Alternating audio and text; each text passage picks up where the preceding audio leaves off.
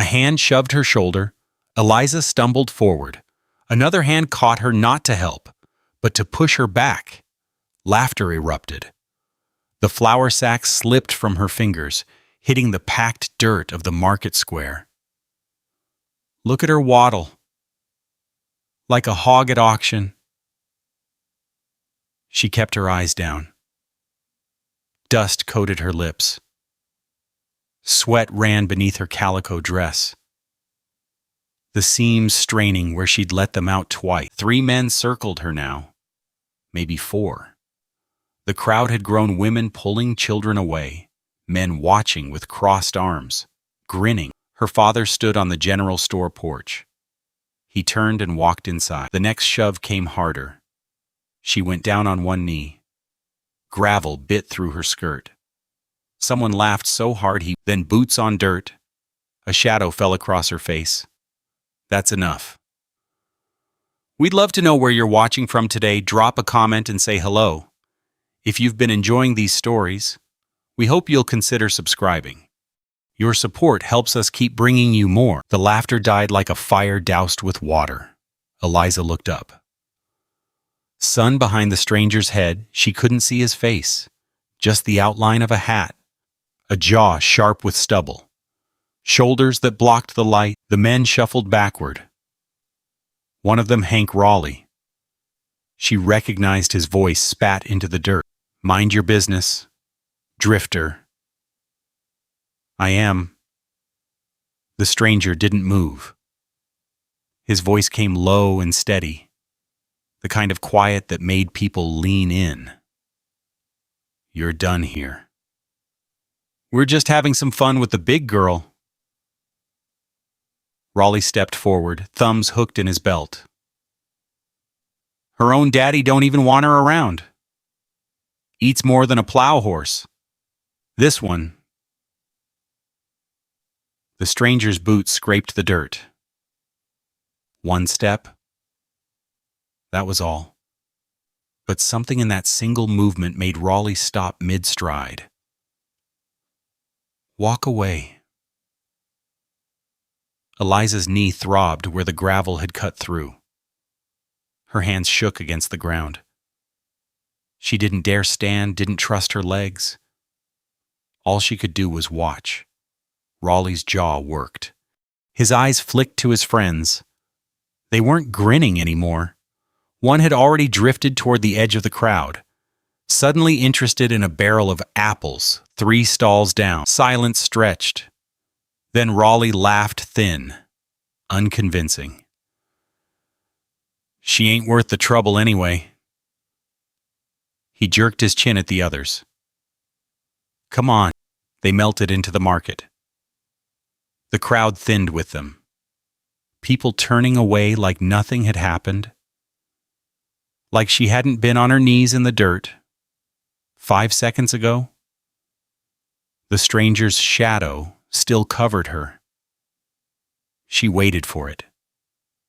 The sneer, the comment, the look that said she should be grateful he'd lowered himself to help something like her. It always came. A hand appeared in front of her face. Calloused palm. Cracked knuckles. A scar across the base of the thumb. Old and white. You all right? She stared at the hand. Didn't take it. Couldn't make herself believe it was real. I know. He didn't withdraw the hand. But you're bleeding. She looked down, her knee, a dark stain spreading through the gray fabric of her skirt. She hadn't felt it until now. When she finally took his hand, his grip was firm but careful, the way you'd lift something you didn't want to break. Eliza, she said, and didn't know why she told him. Caleb. He released her hand the moment she was steady. No lingering, no claim. Behind them. The general store door creaked. Her father stepped onto the porch. Her father's boots hit the wooden steps. 1, 2, 3. Each footfall deliberate, unhurried, like he was walking toward a business transaction rather than his own daughter bleeding in the dirt. Eliza's throat tightened. She kept her eyes on the ground, on the blood stains spreading through her skirt, on the stranger's dusty boots, on anything but the man approaching. Well now, her father stopped 3 feet away, close enough for her to smell the chewing tobacco on his breath. Looks like someone finally noticed her. Caleb didn't turn around. She, your daughter? Unfortunately, her father laughed. A dry sound like paper tearing. Been trying to marry her off for years. No takers. Can't imagine why. The words landed like they always did somewhere between her ribs, in the soft place she'd stopped protecting long ago. Eliza pressed her palm against her bleeding knee. The pain helped. Gave her something to focus on. How much she eat you out of house and home, stranger? That's the real question. Her father stepped closer, lowering his voice. Tell you what, you seem like a man who could use some help. Take her. Free of charge. She can cook some. Clean. Won't complain much. Eliza's hand stopped pressing. Her fingers went still against the wet fabric. She'd heard this speech before. Every time a traveler passed through. Every time a widower looked her direction. But never like this. Never right in front of her. While she knelt in the dirt, with her knee bleeding through her dress. I'm not looking to buy livestock. Caleb's voice hadn't changed. Same low, even tone. But something in the air shifted. Her father's smile flickered. Now hold on. And she's not for sale. Silence. The market noise filtered back in a cartwheel squeaking, chickens clucking. A child crying in the distance. Normal sounds. Like the world hadn't just tilted under her feet. Her father's face reddened. Listen here, drifter.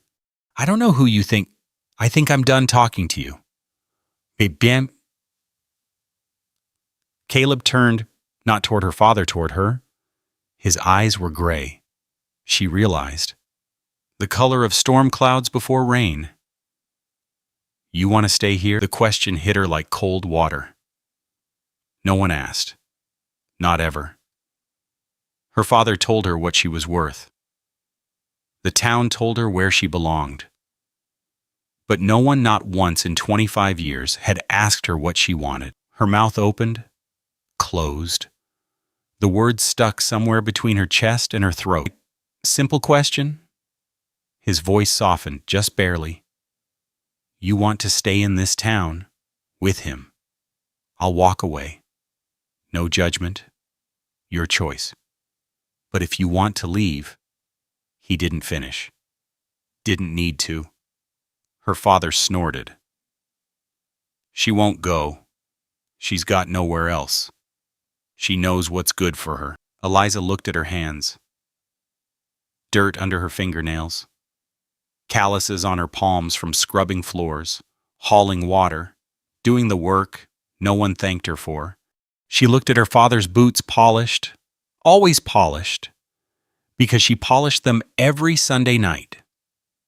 She looked at the stranger's boots, cracked leather, worn soles, a man who clearly had nothing. But he'd asked, yes. The word came out small, almost a whisper. But she said it again, louder this time. Yes, I want to leave. Her father's face went from red to purple. Now you listen. Caleb extended his hand again. Same calloused palm. Same steady grip. When she took it. He pulled her to her feet like she weighed nothing. And for one strange moment, she believed it. "Get your things," he said. "I don't have any." Something flickered across his face, gone before she could name it. "Then we go." They walked, past the staring townspeople, past the general store where she'd bought flour every week for 12 years, past the church where the pastor's wife always saved her a seat in the back pew, away from decent folk. Her father's voice followed them. "You'll be back. You hear me? You'll be crawling back inside a week. No man wants a burden like you." And Eliza didn't turn around. Caleb's horse waited at the end of the main street, a paint mare with patient eyes. Tied to a post outside he checked the girth, ran his hand along the mare's neck. "You ever ridden before?" "Some." "You'll ride behind me. Hold on to the saddle if you need to." She nodded. Her knee throbbed with each step. The blood had soaked through completely now. She should bandage it. Should probably rest.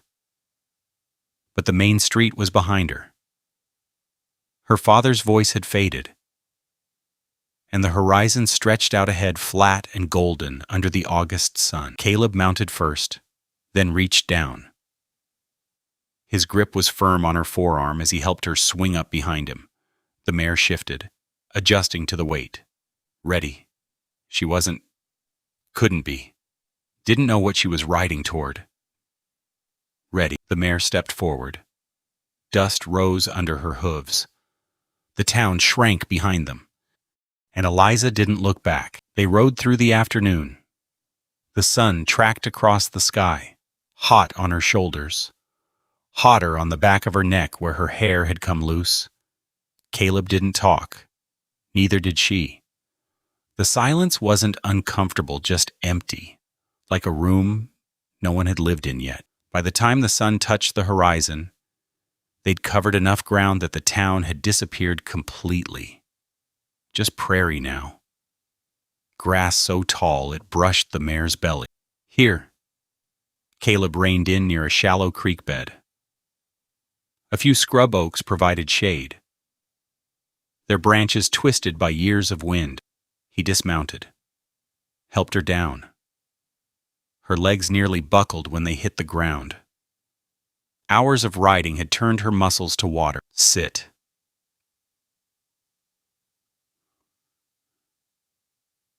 He nodded toward a flat rock near the creek. "I'll start a fire." She sat, watched him work. He moved efficiently, no wasted motion gathering wood. Striking flint, coaxing flame from dry grass and patience. The fire caught. Smoke curled up into the darkening sky. He pulled a bedroll from behind his saddle, then another. "Take this one." He tossed it toward her. Fewer holes. She caught it, wool and canvas, smelling of horse and dust and sage.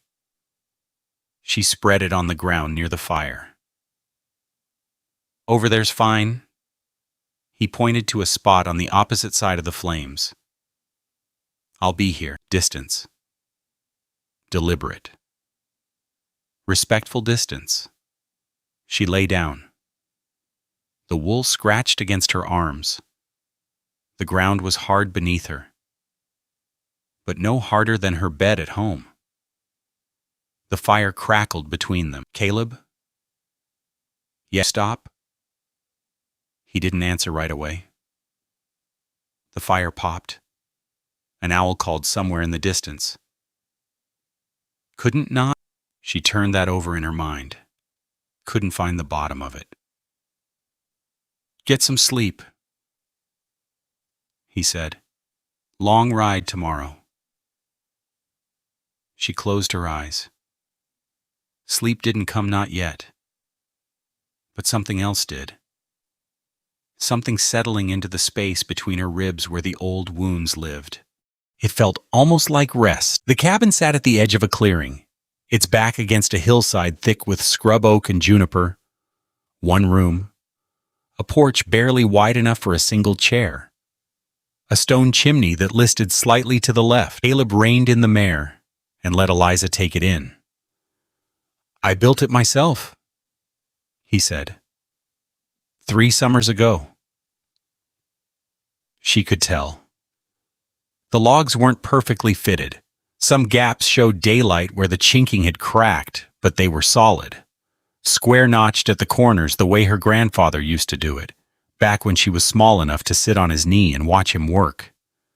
"It's good," she said. He glanced back at her, something unreadable in his expression. Then he dismounted and helped her down. Her legs held better today. The knee still ached, but the swelling had gone down overnight. "Privy's around back. Well's there." He pointed. "Chickens are in that coop. They're not friendly, but they lay." 6 Rhode Island Reds scratched in the dirt behind wire fencing. One looked up at her approach, gave a suspicious cluck, then went back to pecking. The cabin door stuck when Caleb pushed it open. He shouldered it harder, and it swung inward with a groan. Inside a cast-iron stove in one corner, a table with 2 chairs, a bed frame pushed against the far wall. Shelves held tins of coffee, beans, salt, and a mirror. It hung near the window, small, tarnished at the edges, the glass cloudy with age. She caught her reflection as she stepped inside and looked away before her mind could register what it saw. "Bed's yours," Caleb said. "I'll take the porch." "You don't have to, not negotiating." He dropped his saddlebags on the table. "Storm rolled through last week. Might be some leaks. Ceiling should hold. But watch for drips." She nodded. Didn't argue. She'd learned years ago not to argue when someone offered her something decent they might take it back. The first day blurred into the second. She woke before dawn both mornings. Habit too deep to break? By the time Caleb came in from checking the property, she had coffee boiling and biscuits in the skillet. He ate without comment the first morning, the second. He reached for a 4th biscuit and paused. "These are good." 3 words. That was all. But she felt them in her chest like a small, warm stone settling into place.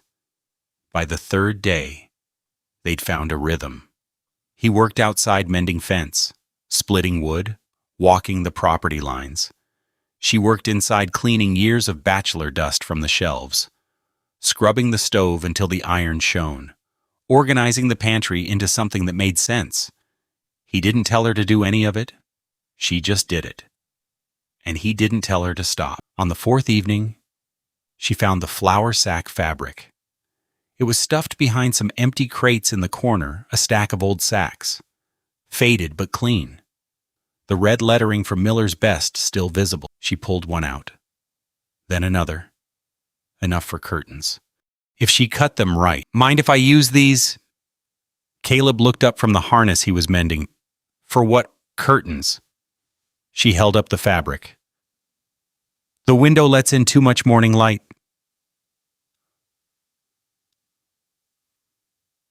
Something flickered across his face, surprise. "Maybe." "Go ahead." She worked on them that night by lamplight, cutting and hemming with a needle she'd found in a rusted tin. Her stitches were uneven. She'd never been much good at fine work, but they held.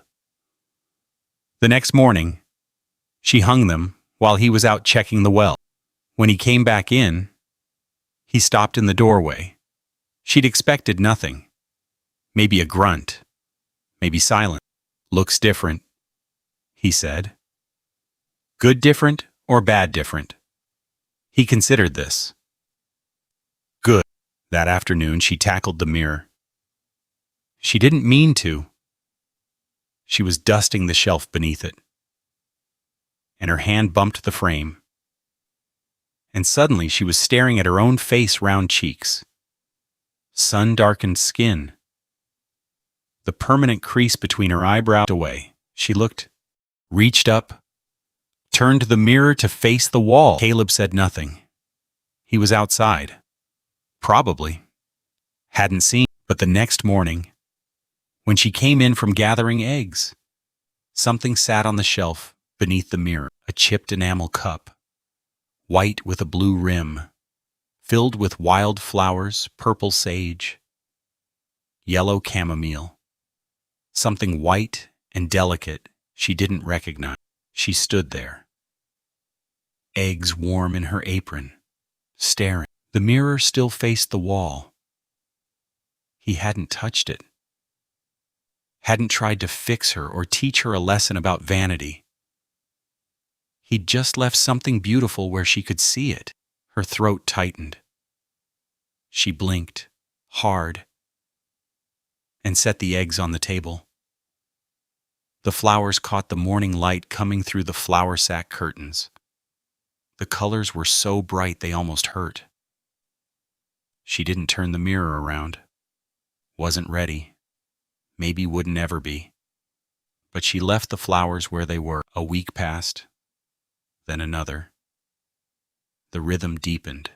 She learned the sound of his boots on the porch, heavier in the evening when he was tired, lighter in the morning before coffee.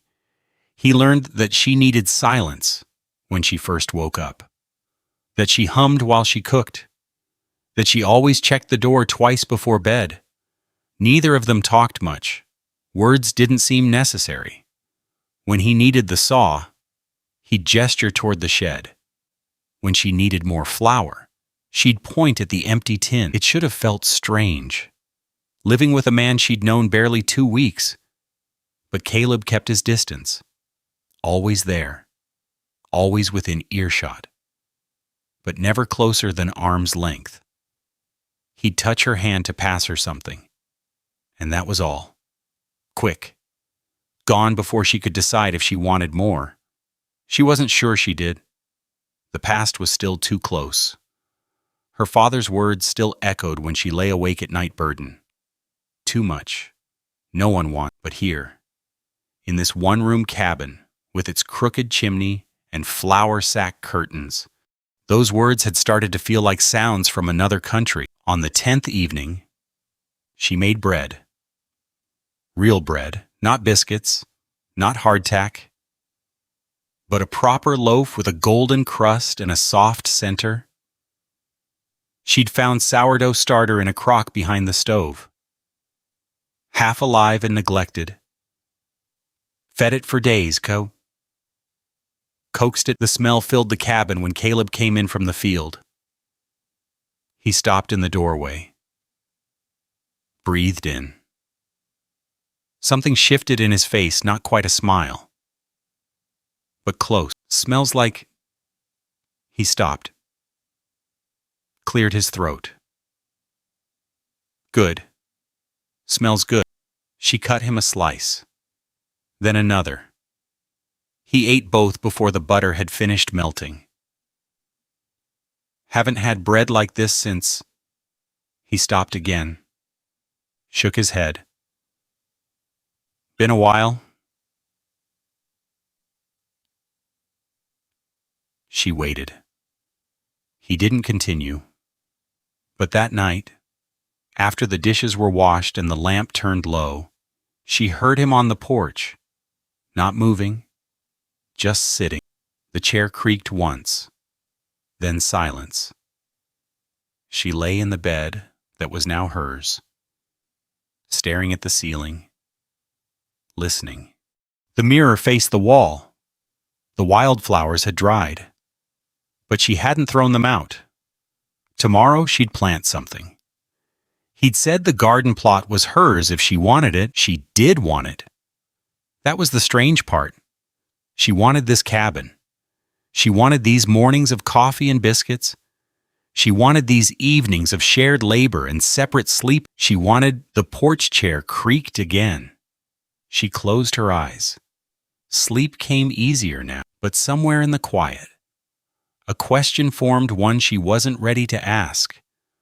What happens when this starts to feel like home? The storm came without warning. One moment the sky was clear. The next, it had turned the color of a bruise, purple and black, clouds piling on top of each other, like something angry building its case. Eliza was in the garden when the first drops hit, fat and warm, soaking through her dress before she'd made it halfway to the porch.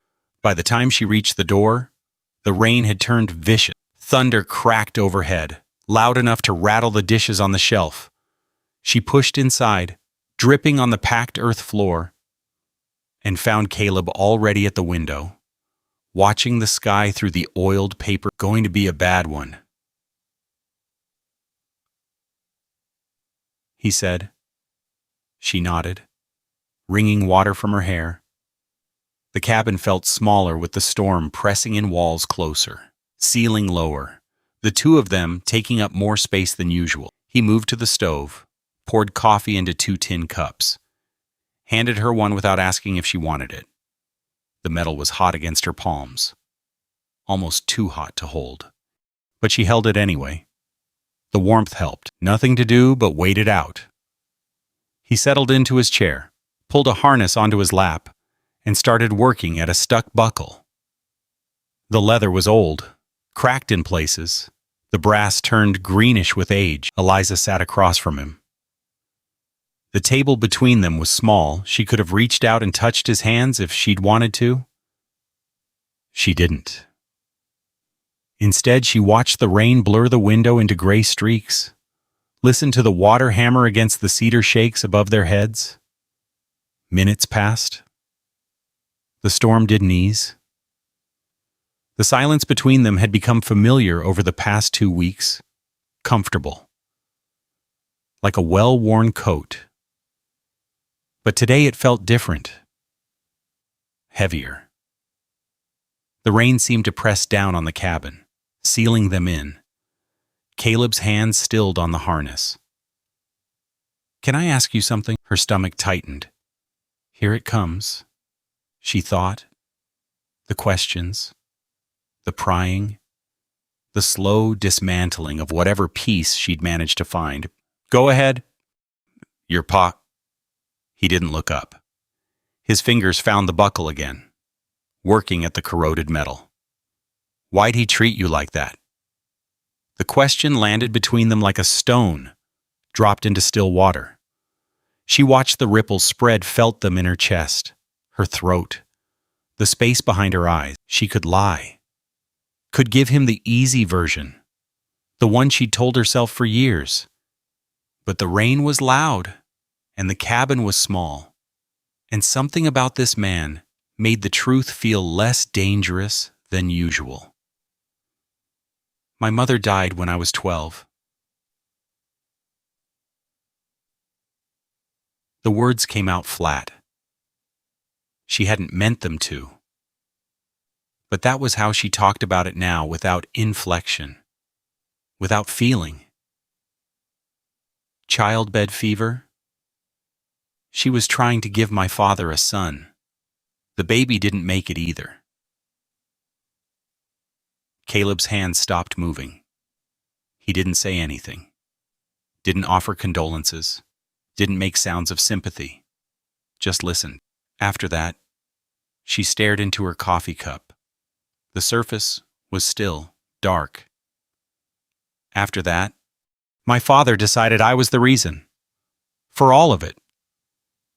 If I'd been a boy, he wouldn't have needed another child. If I'd been smaller, prettier, easier to marry off, he could have gotten rid of me and started over with a new wife. The harness sat forgotten on Caleb's lap. His hands were still now, resting on the cracked leather, so he started rationing my food. The words kept coming, and she couldn't seem to stop them. Said if I got hungry enough, I'd thin out. Said no man would take me as I was too much of everything. Too big, too loud, too hungry. Her voice didn't break, Worse, it stayed level, like she was reading from a list. I believed him. She set the coffee cup down. Her hands were shaking now, just slightly. For 13 years, I believed every word, ate less, spoke less, took up less space, and none of it mattered. I was still too much. The rain filled the silence that followed. Thunder rolled across the prairie. Distant now, the storm moving east. Water dripped somewhere near the window, a leak she'd noticed before but hadn't mentioned. Caleb set the harness aside. Eliza. The sound of her name in his voice, she hadn't been ready for that. He'd never said it before, so not once in two. They were wrong about you. 4 words. Simple. Quiet. Delivered without drama. Without flourish. Without any attempt to fix or comfort or explain away 13 years of slow starvation. They were wrong about you. She looked at him then. Really looked. His face was weathered, lined around the eyes. Older than his 32 years should account for. There was gray in his stubble. At his temples. And something else. Something in the way he held himself. The careful distance he kept. The silence he wore like armor. He carried weight, too. She could see it now. Your turn, she said. He looked away. His jaw tightened. And for a moment she thought he'd refuse, thought he'd pull back into that safe, impenetrable quiet. But he didn't. I had a brother. The words came slowly, like he was pulling them up from somewhere deep. Younger, Daniel, followed me everywhere when we were boys. Drove me crazy. He picked up the harness again, but his hands didn't work at the buckle. They just held the leather. Knuckles pale. Consumption took him. Took a lot of folks that winter.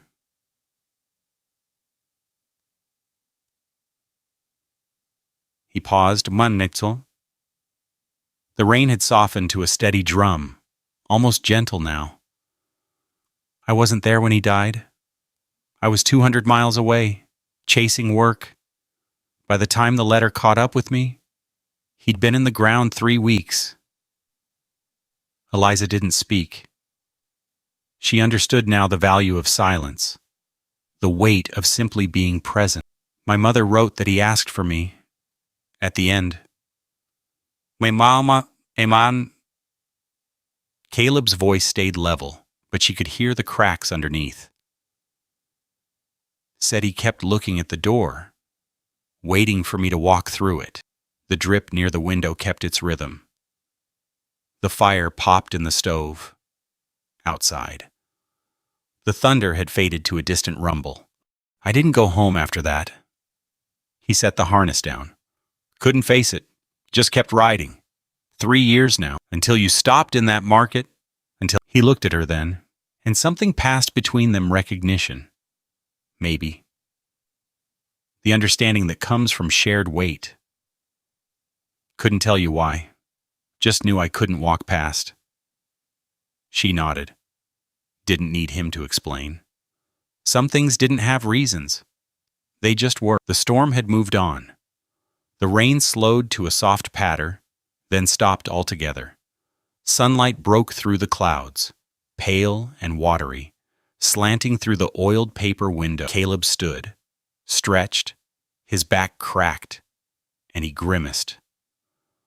Ground's going to be mud for the next 2 days, just like that. The moment ended. No grand declarations, no promises. Just 2 people who'd set down their burdens for a few minutes and now had to pick them up again. But something had shifted. She felt it in the air between them, a thread that hadn't been there before. Thin, almost invisible, but real. Caleb. He paused at the door, hand on the frame. Thank you for listening. He nodded once, didn't say anything, but the way he looked at her before he stepped outside, that look said enough. She sat at the table for a long time after he left, watching the light change as the clouds broke apart. The coffee had gone cold in her cup. The harness still lay where he'd left it, buckle uncleaned, leather cracked. She reached over and picked it up, found the rag he'd been using, started working at the green corrosion, slow and careful, the way she'd seen him do outside. She could hear him splitting wood. The rhythm was steady, familiar now. The fire crackled. The leak dripped. The prairie stretched out beyond the walls, washed clean by rain, and somewhere in her chest, in that space where her father's words had lived for 13 years, something new had begun to grow. She didn't have a name for it yet, but she wanted to find out what it was. 3 weeks. Eliza marked them by the sourdough, by the rhythm of feeding the starter, the patience of waiting for dough to rise, the satisfaction of pulling golden loaves from the oven, 3 weeks of flour dust on her forearms, of coffee at dawn, of the sound of Caleb's boots on the porch at dusk, 3 weeks of pretending she wasn't counting. The garden took shape first. She'd asked permission, habit, hard to break, and he'd given it without hesitation. "It's your home, too," he'd said. She'd gone still at the word home. It sat in her chest like something borrowed, something she might have to return, but she planted anyway, marked the rows with twine and stakes she'd found in the shed. Turnips, carrots, garlic for the spring. Things that would survive the coming cold. Things that took time. Things that assumed she'd still be here when the frost came. The assumption felt dangerous. Caleb noticed the changes. She could tell by the way he paused in doorways, the way his eyes tracked across the room before settling on her, the flour sack curtains, the swept floor, the jar of dried sage on the window ledge, filling the cabin with a smell that wasn't dust and solitude anymore. He didn't comment. But one evening, she came in from the garden to find him working at something on the porch, wood shavings curling at his feet, the scrape of a hand plane filling the air. "What's that?" He didn't look up. "Chair." She waited. He kept working. "The one at the table wobbles," she offered. "This isn't for the table." The plane scraped again. Shavings fell. She went inside to start supper. And the question sat at the back of her mind all through the cooking, the eating, the washing up. The next morning, the chair appeared on the porch. It was simple pine, hand-planed, the joints tight and clean. No wobble, no uneven legs, and wider than the other chairs, deeper, built for someone who took up space, built for her. She stood on the porch, staring at it, while the sun climbed above the tree line. Her throat felt tight. Her eyes burned with something she refused to name. "It's just a chair." Caleb's voice came from behind her. He was carrying firewood, arms full, face unreadable. "Don't make a thing of it." She didn't trust her voice, just nodded, sat down. The chair fit. Days blurred after that. The rhythm between them deepened, took on a texture she hadn't expected. She learned his sounds, the particular creak of the floorboard when he rose before dawn, the way he cleared his throat before speaking, the heavy silence that meant he was thinking about things he wouldn't say. He learned hers too, she could tell.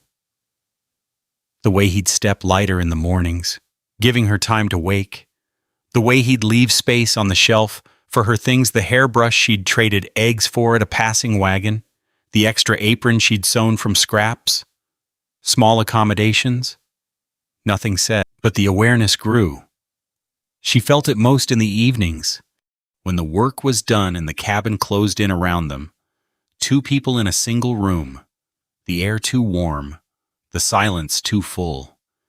He'd sit with his mending, she'd sit with her sewing, and the space between them would hum with something neither acknowledged. One evening, she was struggling with a new curtain, the one for the back window, the one that let in too much afternoon heat.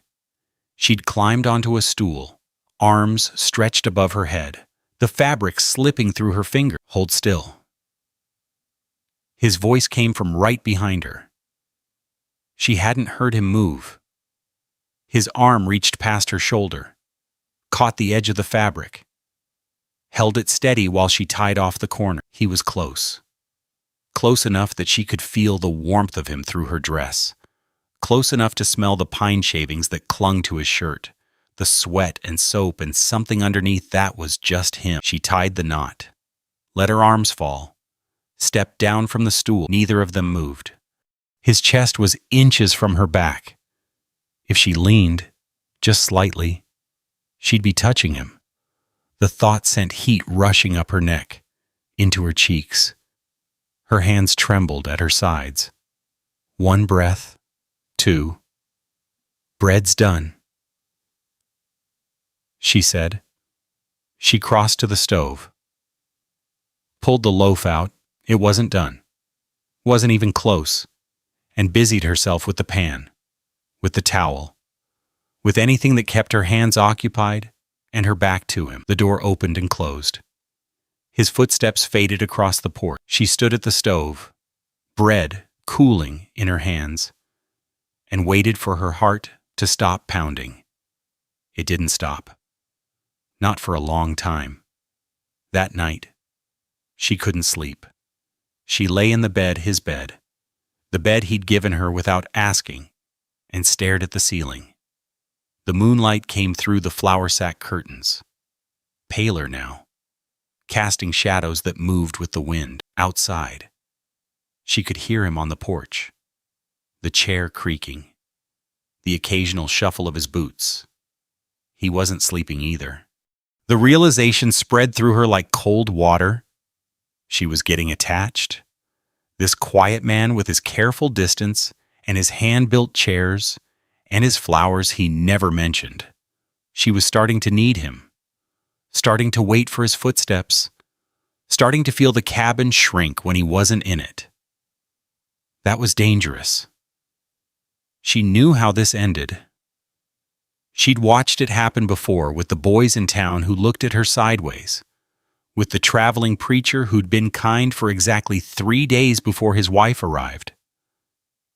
Attachment meant disappointment. Need meant pain. She'd survived this long by wanting nothing. The next morning, she pulled back. It wasn't obvious, not at first. She made breakfast the same as always. Exchanged the same few words about weather and chores, but she kept her distance. Stayed on her side of the cabin. Avoided his eyes when he looked at her. Caleb noticed. She could see it in the way his brow furrowed, the way he paused before speaking, the questions he didn't ask. The day stretched out, longer than usual. She worked the garden with her back to the cabin, weeded rows that didn't need weeding, pulled at clover until her fingers ached. By evening, the silence between them had turned brittle. He came in for supper. She served it without speaking. They ate across the table from each other. The only sounds, the scrape of forks, the crackle of the fire, the wind pushing against the wall. Did I do something? His voice broke the quiet like a stone through glass. She looked up. His face was unreadable, but his hands had stilled on his fork. Waiting. No. Then why? He stopped. Set the fork down. You've been different today. She didn't know how to explain it. Didn't know how to say, I'm scared of wanting this. Scared of needing you. Scared that this cabin and these curtains and this chair you built will become so much a part of me that losing them will tear something I can't repair. I'm fine, she said. He looked at her for a long moment, then nodded, once, and went back to eating.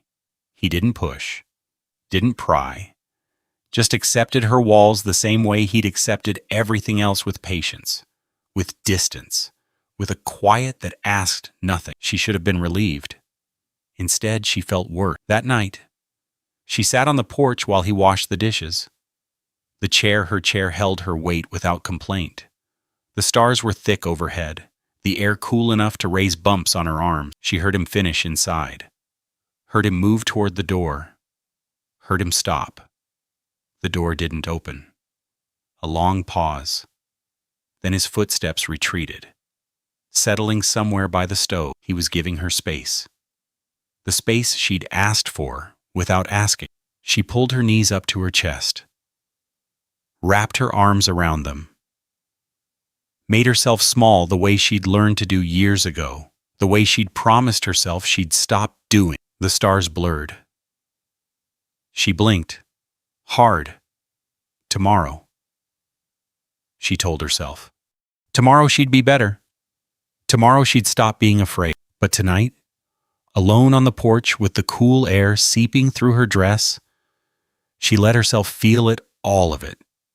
The wanting. The fear. The terrible, terrifying possibility that this man, this cabin, this life might actually be something she could keep inside. The lamp went out. Darkness settled over the clearing, and somewhere in the distance, moving through the foothills like a bad dream, she'd almost forgotten hoofbeats. 3 horses, maybe 4. Coming closer. The hoofbeats grew louder. Eliza rose from the chair, her body moving before her mind caught up. The sound was wrong. Too many horses, too purposeful, too fast.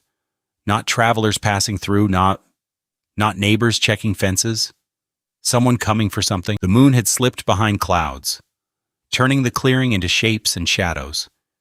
She could make out the tree line, the shed, the garden stakes she'd pounded in just yesterday. Beyond that, darkness and the drumbeat of hooves getting. The cabin door opened behind her. Get inside. Caleb's voice was calm, but his hand found her elbow, guiding her toward the doorway. Now. Who? Inside. She went, stood by the window with its flour sack curtains, pressing her face to the gap where the fabric met the frame. The oiled paper distorted everything, turned the world into smears of gray and black. Caleb stayed on the porch. She could see his silhouette straight-backed, hands at his sides, waiting. The horses broke through the tree line. 3 of them. 3 riders, dust rising behind them even in the dark. They slowed as they entered the clearing, spreading out, taking positions like men who'd done this before. The lead horse was a bay. She recognized the white blaze on its face before she recognized the man on its back. Hank Raleigh. The name dropped through her like a stone into deep water. The market. The shoving. The laughter. It all came back, sharp and immediate. And her hands started shaking against the window frame. Raleigh reined in 20 feet from the porch. The other 2 flanked him. She didn't know their faces, but she knew the type. Ranch hands, the kind who followed orders and didn't ask questions. Evening. Raleigh's voice carried across the clearing, friendly and false. Nice place you got here. Cozy. Caleb didn't respond. We're looking for a girl. Raleigh shifted in his saddle, leather creaking. Big one. You might have seen her around?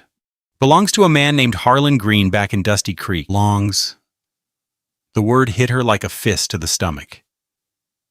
She'd heard it before, heard it 1,000 times, but somehow, in this cabin, she'd started to call home. It cut deeper than it ever had. Nobody here belongs to anyone. Caleb's voice was level. And it's late for visiting. Raleigh laughed. The sound was thin, mean. The vagrant's got manners. How about that? He swung down from his horse, boots hitting the dirt with a heavy thud. Look, friend, I'll make this simple. Harlan Green sent us. He wants his daughter back. Says she ran off with some drifter. And he's been worried sick ever since. He didn't look worried when he was trying to sell her in the town square. Silence. Raleigh's smile flickered. Just for a moment. Don't know what she told you. He took a step toward the porch. But that girl's got a history of making up stories. Always has. Runs in the family. Her mother was the same way. Eliza's nails dug into the window frame. Her mother. He was talking about her mother like he'd known her, like he had any right. Harlan just wants her home. Raleigh continued. She's not well. You understand? In the head. Gets confused. Makes things up. It'd be a kindness, really, to send her back where people can look after her proper. Caleb hadn't moved, hadn't shifted his weight, hadn't uncrossed his arms, but something in the air changed, a tightening, like a rope pulled taut. She's not confused, he said, and she's not going anywhere. Raleigh's smile disappeared. The friendly mask dropped, and underneath was something cold and flat. You're making a mistake. Vagrant. He took another step. Harlan Green's got friends, money, influence. You're squatting on a patch of dirt in the middle of nowhere with a horse that's half dead and a cabin that'll fall down in the next good wind. You really want to make an enemy over a woman who's not worth... The cabin door opened. Eliza didn't remember deciding to move. One moment she was at the window, the next she was on the porch, standing beside Caleb, her heart slamming against her ribs. Raleigh's eyes found her. The smile came back wider now, crueler. There she is. He looked her up and down, slow and deliberate, the way you'd assess livestock at auction. Hello, Eliza? You're looking well fed, as usual. The vagrant must be a good provider. The words landed. She felt them, felt the hot flush of shame spreading up her neck, felt her shoulders trying to curl inward, felt the old familiar urge to make herself small. But Caleb's hand found her arm, not pulling her back, just there, steady. My name, she said, and her voice came out stronger than she expected. Is Eliza not the girl, not Harlan's daughter? Eliza, Raleigh snorted, and I should care because... You shouldn't. Caleb stepped forward, positioning himself at the edge of the porch. His hands were empty. His posture relaxed, but something in the way he stood made the men behind Raleigh glance at each other. I want her. The words fell into the quiet like stones. She's not property. She's not a burden. She's not whatever you've spent years telling her she is. Raleigh's face twisted. You don't even know what you're taking on. I know exactly what I'm taking on. Caleb's voice dropped and low and dangerous. And I'm telling you once ride out, now. Or what? Raleigh's hand drifted toward his belt, Charwa. Not a weapon, not yet, but the suggestion was there. You going to stop us? One broke drifter against 3 men. If I have to. The clearing went quiet. Even the crickets had stopped. The horses shifted, sensing the tension. Hooves stamping against hard-packed dirt. Raleigh stared at Caleb for a long moment. Then at Eliza. Then back at Caleb. He stepped forward. Not toward Caleb, toward the side of the porch. Toward her. Come on, Eliza. His voice softened into something that might have sounded kind if she hadn't known better. Don't make this harder than it needs to be. You know you don't belong here. You know this can't last. A man like this, he gestured at Caleb dismissively. He doesn't want someone like you. Not really. Not for long. Her throat tightened. The old words, the old wounds, rising up like bile. Your daddy's waiting. Raleigh extended his hand. Come home. Stop embarrassing yourself. She looked at his hand, looked at the other 2 men, still mounted, watching her with expressions that ranged from boredom to contempt. Looked at Caleb, who hadn't moved, who was watching her with something in his eyes she couldn't name. The word came out small, but it came out. No, she said again, louder. I'm not going back. Not with you. Not with anyone. Raleigh's face hardened. Have it your way. He moved faster than she expected. His hand shot out, grabbed her wrist, yanked her off the porch. She stumbled, hit the ground hard, felt the mud from yesterday's rain soak through her dress, cold and thick. Caleb was off the porch in an instant, his body between Raleigh and her. Touch her again. What? Raleigh laughed. You'll what?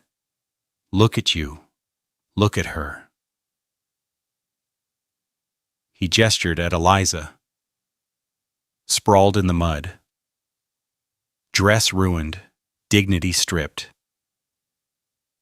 This is what you're fighting for, this. The shame was overwhelming. She could feel it pressing down on her, heavier than the mud, heavier than the cold seeping through her clothes. She'd been here before on her knees, in the dirt, while men laughed. Some things never changed. But Caleb didn't laugh.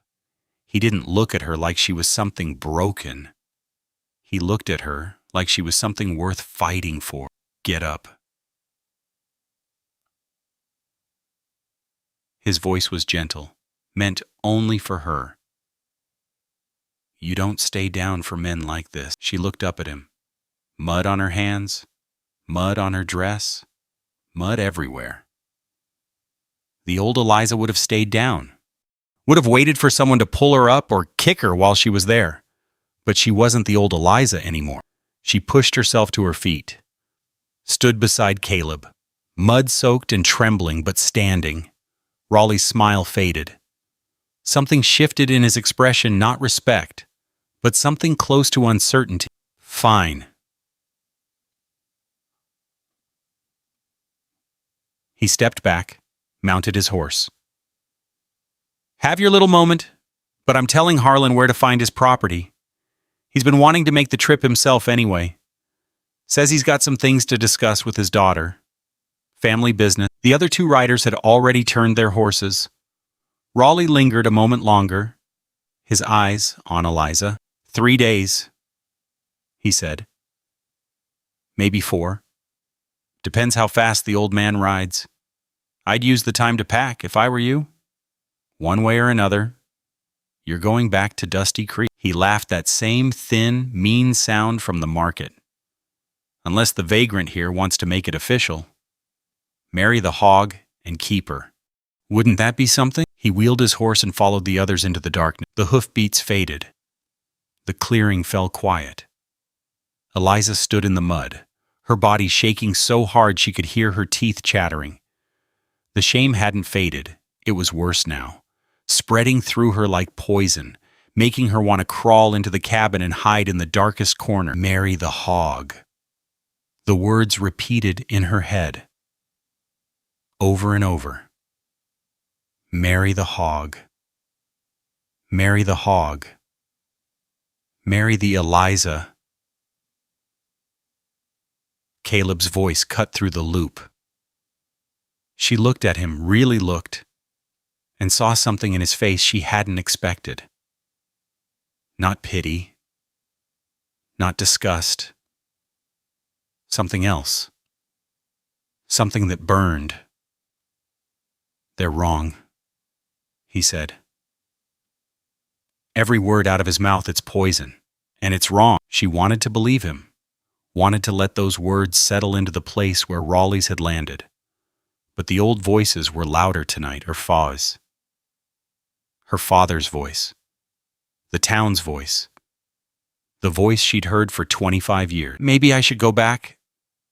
The words came out before she could stop them. Before he comes himself, before you get hurt because of... No. She looked up. His jaw was set, his eyes hard. You don't hide in your own home.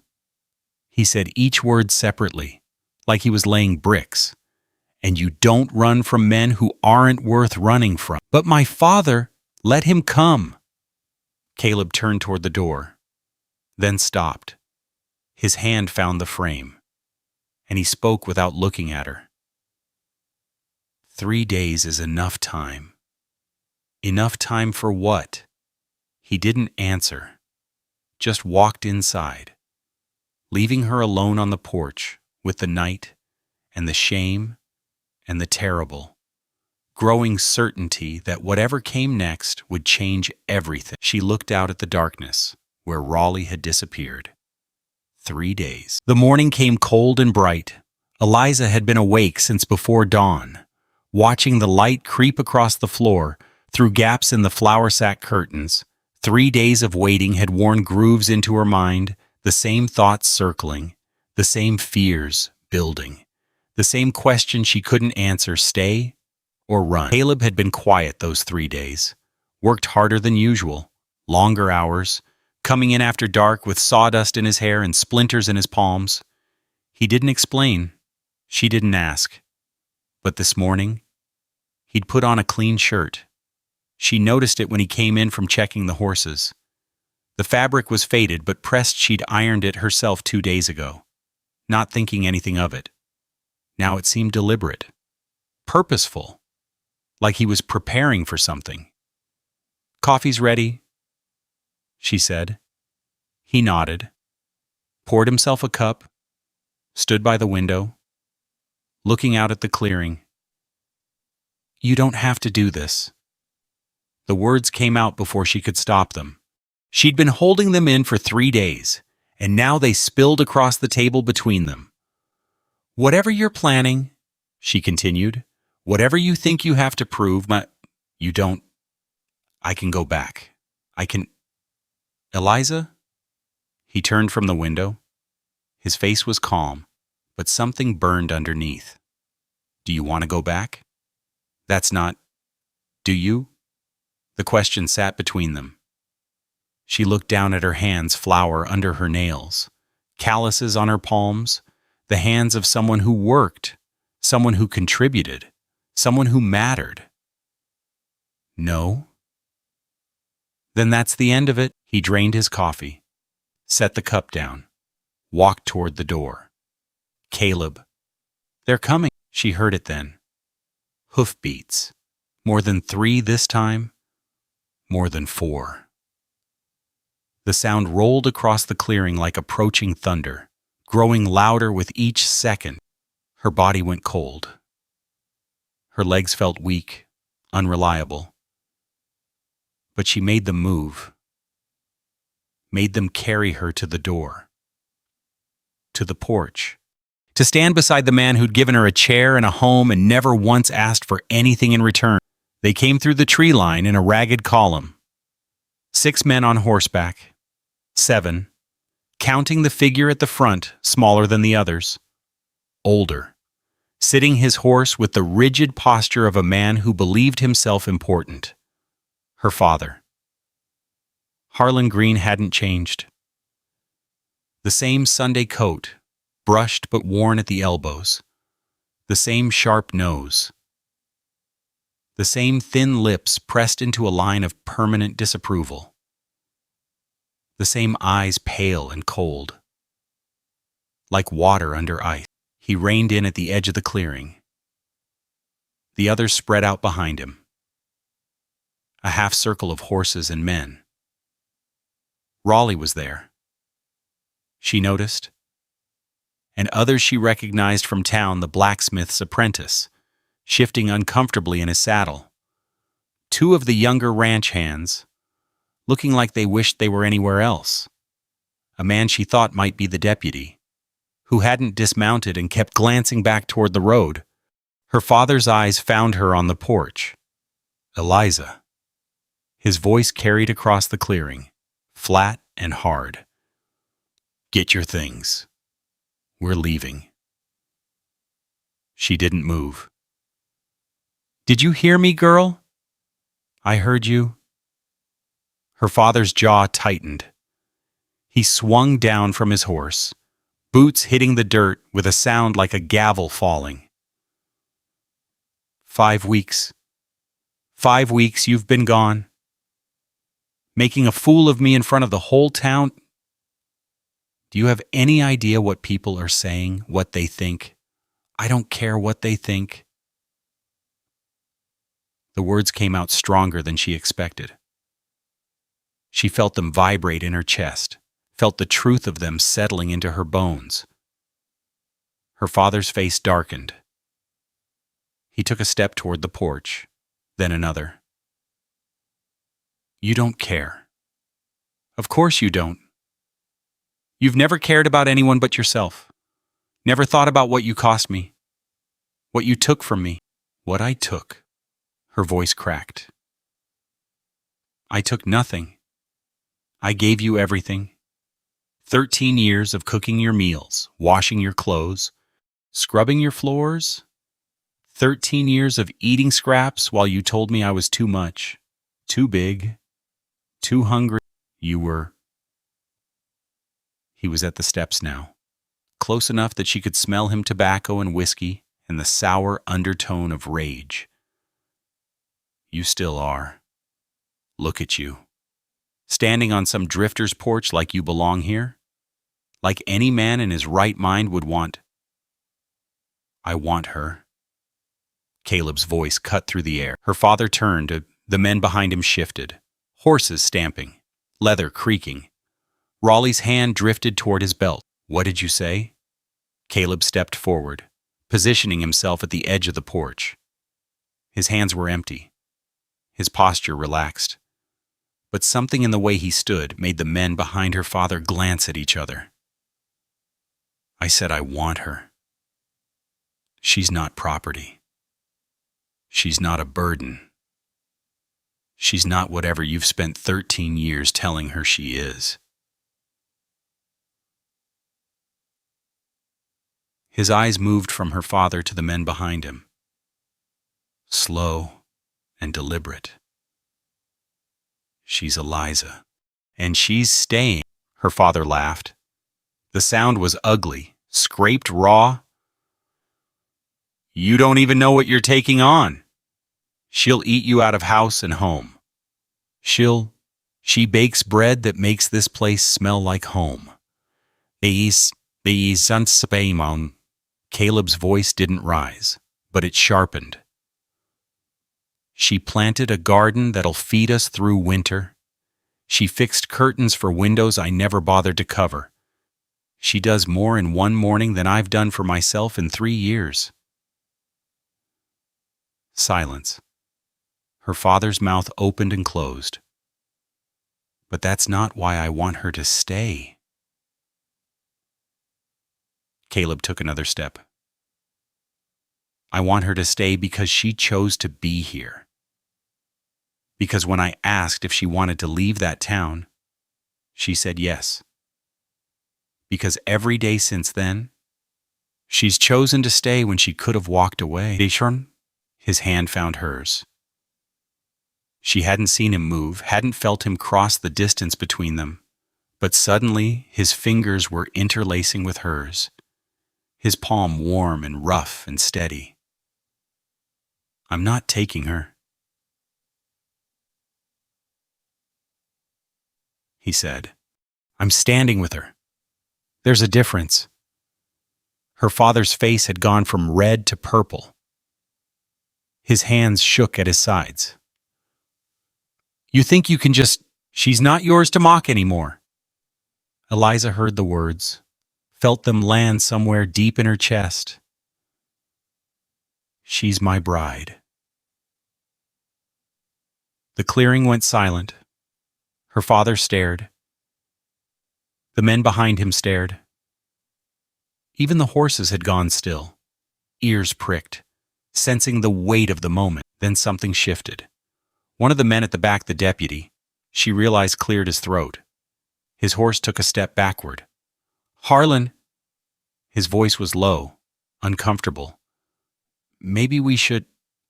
Shut up. It's just if they're married. They're not married. Her father spun to face the others. She ran off 5 weeks ago. That's not enough time for... Doesn't matter. Another voice now. The blacksmith's apprentice, young, barely 20, shifting in his saddle like he wanted to be anywhere else. If he says she's his wife, that's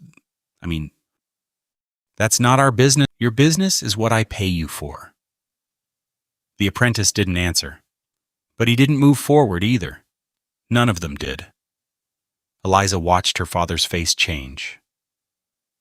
Watched the confidence crack, the certainty waver. He'd brought 6 men to retrieve his property. And one by one, they were deciding they didn't want to be part of this. Not because of Caleb, not because of threats or strength or the promise of violence, because of their own decency. The small, quiet voice that told them this was wrong. Harlan, the deputy again, firmer now. Let's go.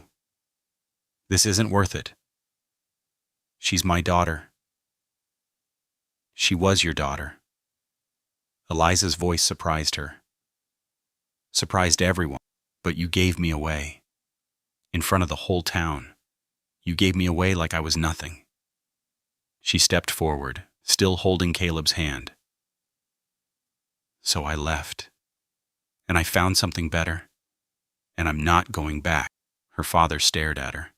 For a moment, just a moment, something flickered in his eyes.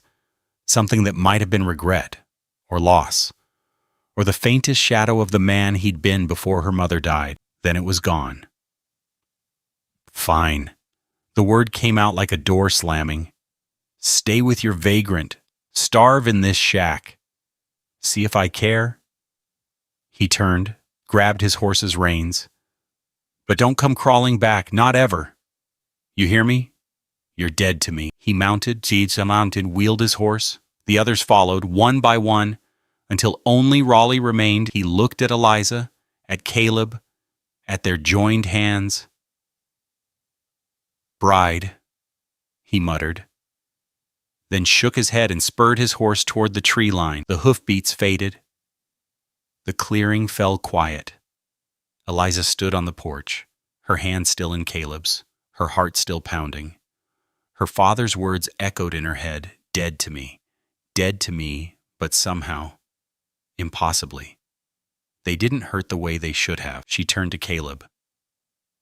Did you mean it? He looked at her.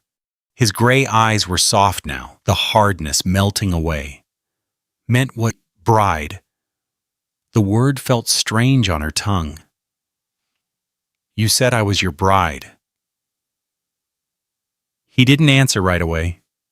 His thumb moved across her knuckles, slow and gentle. Only if you want to be. Beat for part 8. The dust settled over the clearing. Eliza watched the last of the riders disappear into the tree line, her father's rigid back.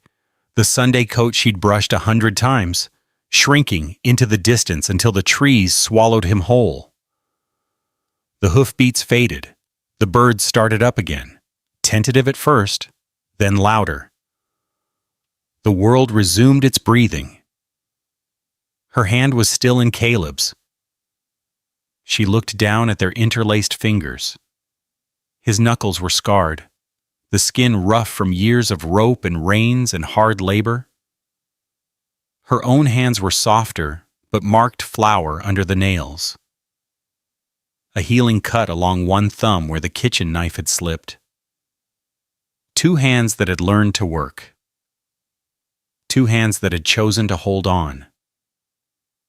"Only if you want to be," he'd said.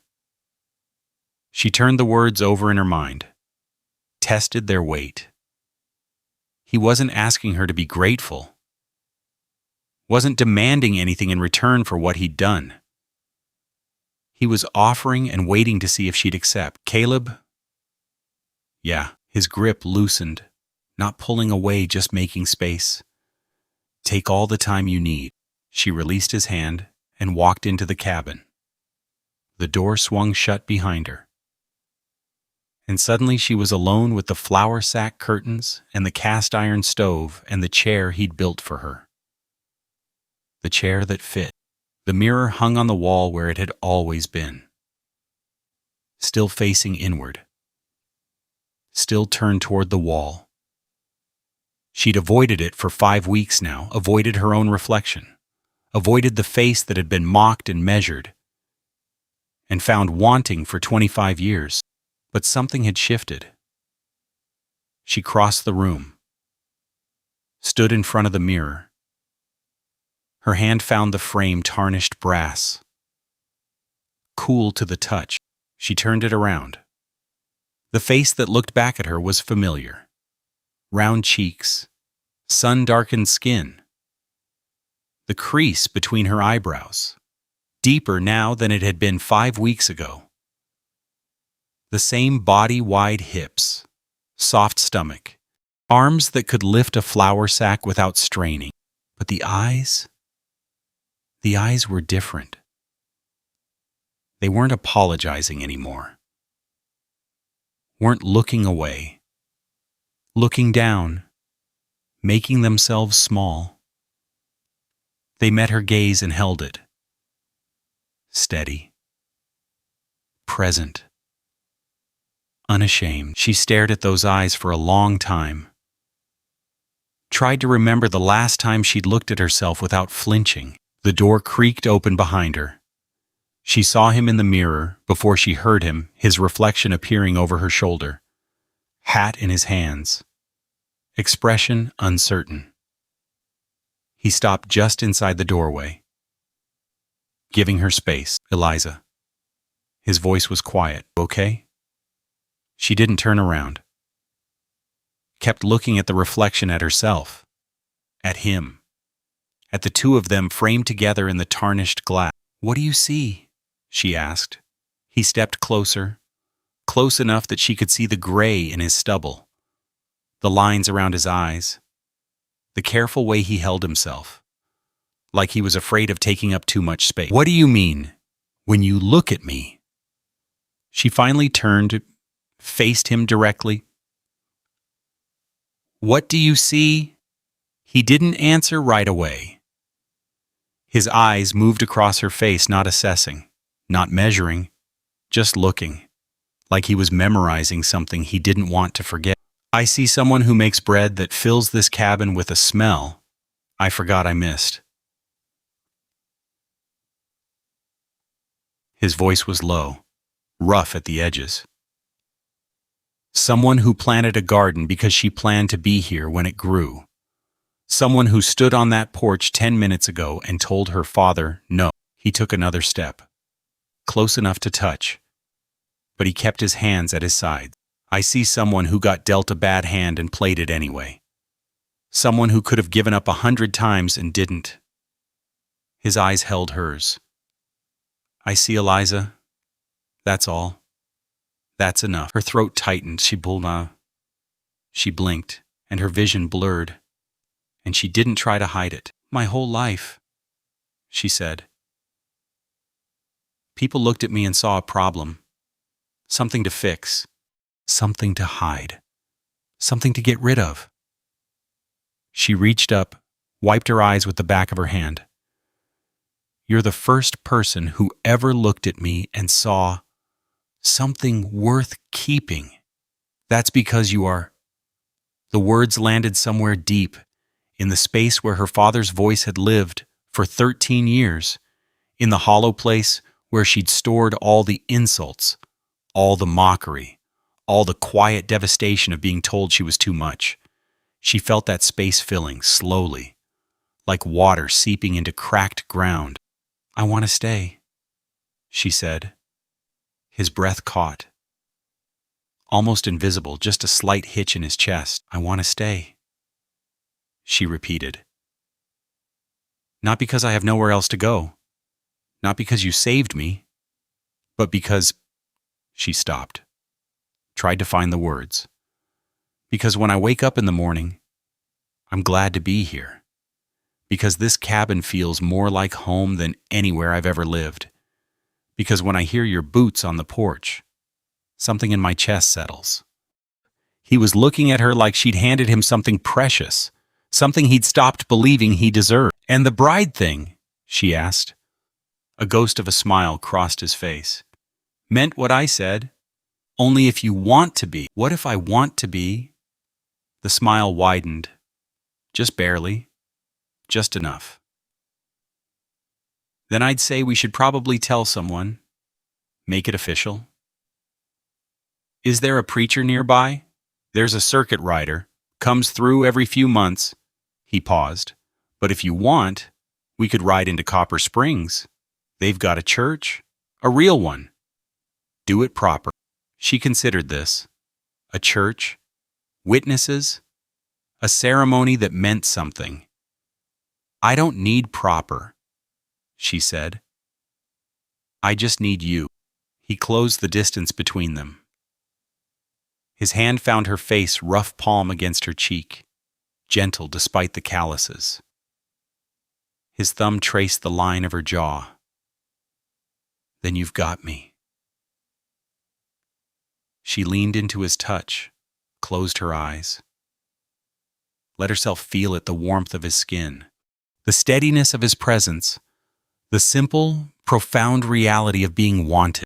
When she opened her eyes, the mirror was still behind her, still reflecting the two of them, standing close, his hand on her face. I want to do something, she said. What? She reached up, took his hand from her cheek, and led him toward the door. The porch was empty, except for 2 chairs. The sun had begun its descent, painting the sky in shades of copper and rose. The prairie stretched out before them, golden and endless. And the crickets had started their evening chorus. She sat in her chair, the one he'd built for her. Wide enough, deep enough, strong enough to hold her without complaint. He sat in his for a long moment. Neither of them spoke. The sunset deepened. The air cooled.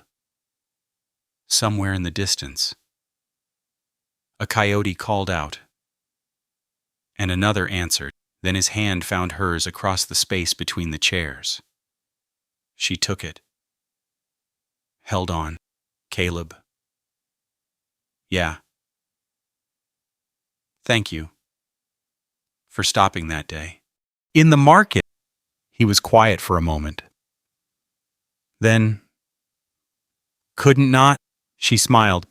The words were the same as before, but now she understood them. Understood that some choices weren't really choices at all. That sometimes your body moved before your mind caught up, and you found yourself standing between a stranger and a crowd. Not because you were brave, but because walking away would have been impossible. I'm glad you couldn't not, She said, Me too. The sun touched the horizon. The sky burned orange and pink and purple, colors bleeding into each other like watercolors on wet paper. The chickens had settled in their coop. The horse whickered softly in the corral. The cabin behind them sat solid and quiet. Smoke curling from the chimney. Home. The word didn't feel borrowed anymore. She squeezed his hand. He squeezed back. Two people who had been alone, finding each other in the vast, indifferent prairie. Two people who had chosen not just to survive, but to stay, to build, to belong. The last sliver of sun disappeared below the horizon. The stars began to emerge, one by one, scattered across the darkening sky like promises waiting to be kept. She didn't know what tomorrow would bring, didn't know if the circuit rider would come this month or next, didn't know if her father would stay away, or if Raleigh would make trouble, or if the winter would be harsh enough to test everything they'd built. But she knew this: she was sitting in a chair that had been made for her, holding the hand of a man who had asked instead of taken, looking out at land that would feed them if they tended it. She knew she had chosen to be here. And for the first time in 25 years, that was enough. The crickets sang. The night settled. And Eliza stayed exactly where she was, not because she had nowhere else to go, but because there was nowhere else she wanted to be. Some of us carry words that were never ours to hold, voices from long ago that told us we were too much, or not enough, or somehow wrong in ways we couldn't fix.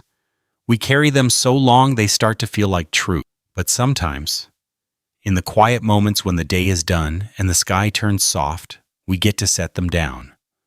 Not because someone tells us to, not because we've earned the right, but because we finally see ourselves through different eyes. Many of us are still waiting for that moment, still sitting with the old voices, still wondering if we deserve the chair someone built for us. It's all right if you're not there yet. It's okay to still be carrying what you're carrying. You're allowed to rest before you're ready to let go.